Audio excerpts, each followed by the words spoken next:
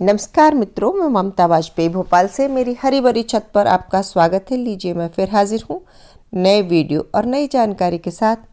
आप देख रहे हैं इंडियन टेरेस गार्डनिंग आर्ट और देख रहे हैं खूबसूरत गार्डन। तो चलिए आज फिर दिखाएंगे कुछ हार्वेस्टिंग और कुछ काम की बातें। और मैं लगातार आपको अपने गार्डन के अपडेट दिखाती रहती हूँ। जब काम की बातों की मैं चर्चा करती हूँ तो मेरा मतलब ये होता है कि गार्डन की कुछ खास टिप्स, कुछ जादुई टिप्स।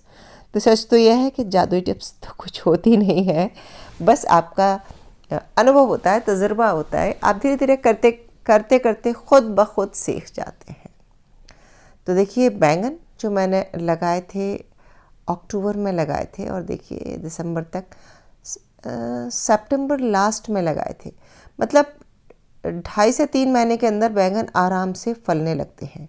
तो पहला टिप ये कि जब बैंगन तोड़ें तो डंठल सहित तोड़ें। किसी भी फ्रूट को तोड़ते हैं तो डंठल पेड़ में लगा रहना नहीं चाहिए, क्योंकि उतना न्यूट्रिशन डंठल में जाता है और वो बेकार जाता है।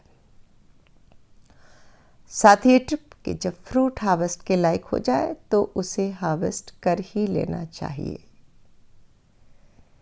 अगर हार्वेस्ट नहीं करेंगे तो जो छोटा फ्रूट है अगला, उसके लिए खुराक कम पड़ जाएगी और फ्रूटिंग हमें अच्छी हेल्दी नहीं मिलेगी और नए नए फल नहीं बनेंगे।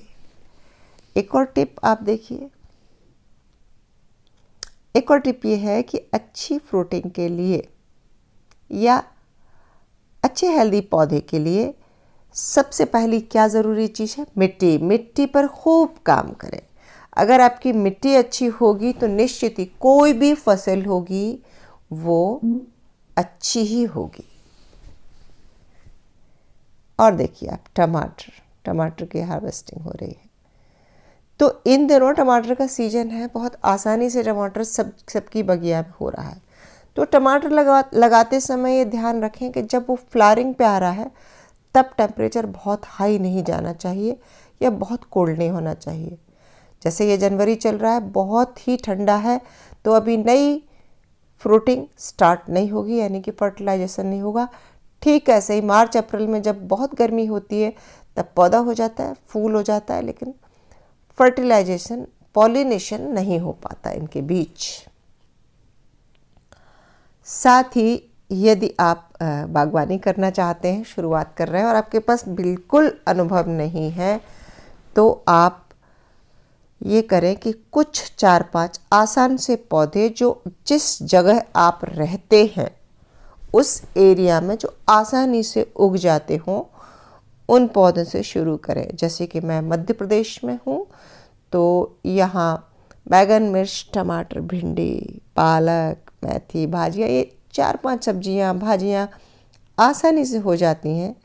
आप इनसे शुरुआत करेंगे तो आपको कोई परेशानी नहीं होगी।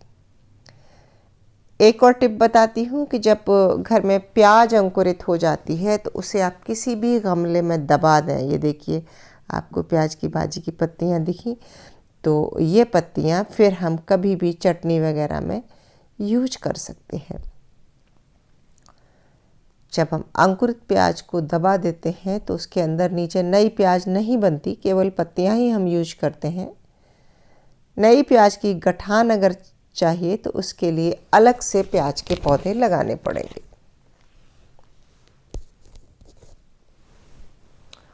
इसके अलावा एक और टिप बताती हूँ कि पौधों में, टमाटर में मिलीबग लगता है बहुत। तो यदि आपके पास कोई दवा नहीं है तो आप पानी के तेज प्रेशर से भी मिलीबग को हटा सकते हैं। ऐसा आप लगातार 2-3 बार करेंगे तो धीरे धीरे करके आपको उससे छुटकारा मिल जाएगा।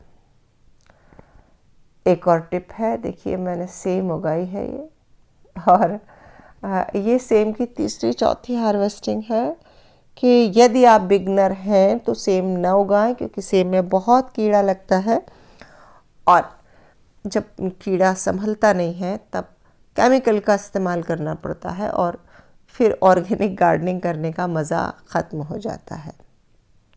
हाँ, यदि आपको तजुर्बा है, आप संभाल सकते हैं। जैसे मैंने मिलीबग का बताया, ऐसे पानी के प्रेशर से इसमें एफिड्स अटैक होता है।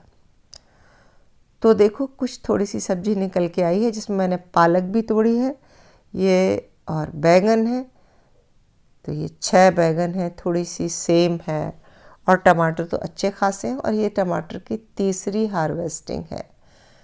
और पालक ज़रूर लगाएं, क्योंकि पालक आप एक बार लगाएंगे और उसकी कई बार कटिंग आपको मिलेगी, और अब अगर आप ढंग से चलाएंगे तो साल भर पालक की कटिंग चल जाती है। यदि आपके पास गोबर की खाद नहीं है तो आप जो किचन का कचरा निकलता है उसे मिट्टी में दबाते जाएं। यदि आपको कंपोस्ट बनाना नहीं भी आता तो आप किसी भी एक बड़े गमले में जो आपका किचन का कचरा है वो, और उसमें मिट्टी मिलाकर आप दबाते जाएंगे तो वो धीरे धीरे खाद युक्त अच्छी मिट्टी तैयार हो जाएगी, और उसमें फिर आप सब्जियां उगा सकते हैं। ये मेरी वही पालक है जो मैं हर बार दिखाती हूँ, और इसकी कितनी बार हार्वेस्टिंग हो गई मुझे खुद याद नहीं, और हर हार्वेस्टिंग के बाद मैं इसमें थोड़ी सी ऊपर से नई मिट्टी डालती हूँ जिसमें कि खाद मिली होती है। तो भाई कैसी लगी आपको ये हार्वेस्टिंग, कमेंट करके ज़रूर बताइए। मिलते हैं अगले वीडियो में फिर किसी नए विषय के साथ। तब तक के लिए नमस्कार।